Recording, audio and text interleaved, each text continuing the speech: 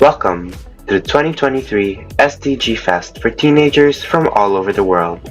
My name is Seth, and you are listening to the KingCast podcast, the show that shares our personal experiences as teenagers. What SDG3 entails is essentially to be able to ensure healthy lives and to promote well being for all ages. Health and well being has been a very important factor, especially the information about it.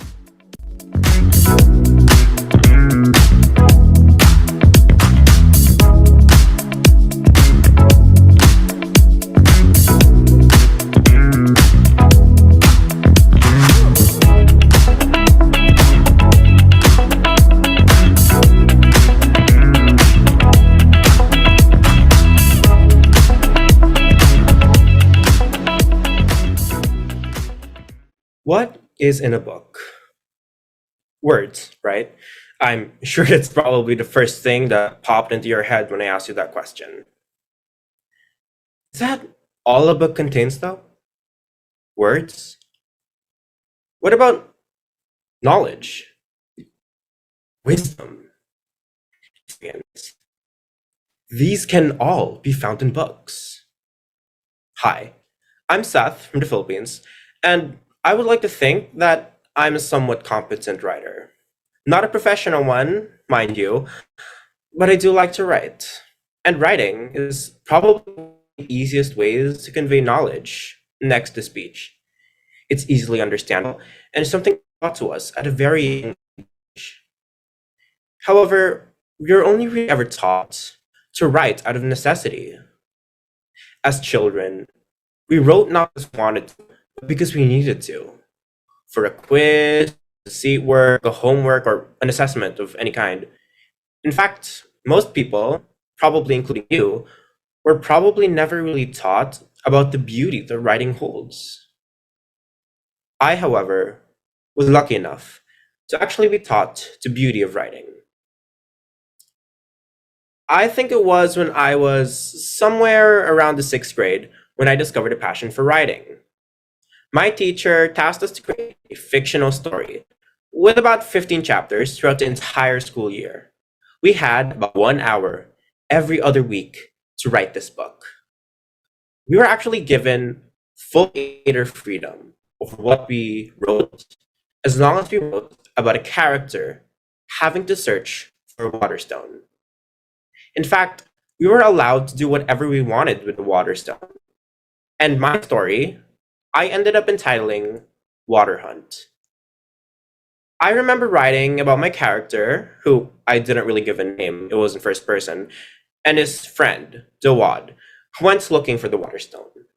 They went on this journey throughout the planet, again, unnamed, and through Earth in search of the water stone. Unicorns, sirens, betrayals, murder, and in my story, the water stone ended up being used as a source of energy to power a device that was able to generate an infinite supply of water for a town called Pork Ivy. At the time, I admit, I thought that what I wrote was a masterpiece, my magnum opus. Remember, I was around 9, so really, what I ended up writing was something horribly convoluted and completely all over the place. Still, despite my admittedly horrible grammar and my, again, admittedly terrible writing skills, at the time, a very important distinction to make. I loved being able to write. I remember specifically of a chapter in my book where I incorporated what I learned about mermaids, or rather sirens. I remember wanting it to be accurate, at least as accurate as my little 9-year-old brain could make it, so I researched about sirens and mermaids and incorporated what I learned into my book. I think that was what sparked my love and fascination for cryptozoology, which honestly only lasted me up until the ninth grade. Still, I do remember most of what I learned about when I researched about mermaids and sirens from all over different cultures, from all over the globe, from the Filipino sirena to the Selkies from Northern Europe.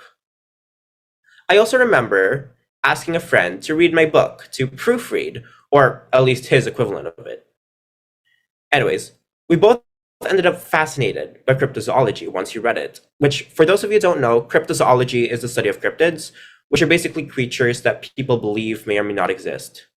In fact, we could talk for hours about the Mothman or the Aswang or the Penanggalan, and sadly, we didn't really keep in touch, but I still do have fond memories of discovering that I taught someone something that they didn't know before through my writing.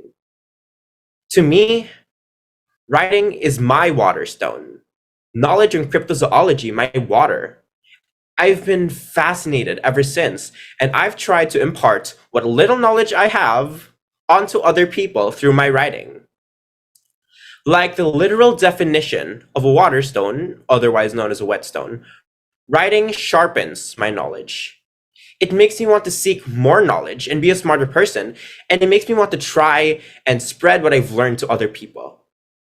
I've learned so much thanks to writing fueling my thirst for knowledge, and I'm sure you've also learned too, from thanks to brilliant writers spreading their knowledge, wisdom, and experience to you. Whether it be fiction, nonfiction, horror, fantasy, business, or science, writing grants knowledge, grants wisdom, grants experience. From the topics of grief and loss handled in How to Sell a Haunted House by Grady Hendrix, to the topics of despair and hope discussed in Veronica Decides to Die by Paulo Coelho. Writing is simply a vehicle for knowledge, and that's the beauty of writing. Even the smallest bit of wisdom, experience, knowledge can end up being interpreted as something far larger than itself. I think back to a quote from Neil Gaiman, which goes, "Any story is about a host of things.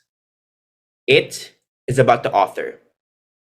It is about the world the author sees and deals with and lives in. It is about the words chosen and the way those words are deployed. It is about the story itself and what happens in the story. It is about the people in the story. It is polemic. It is opinion.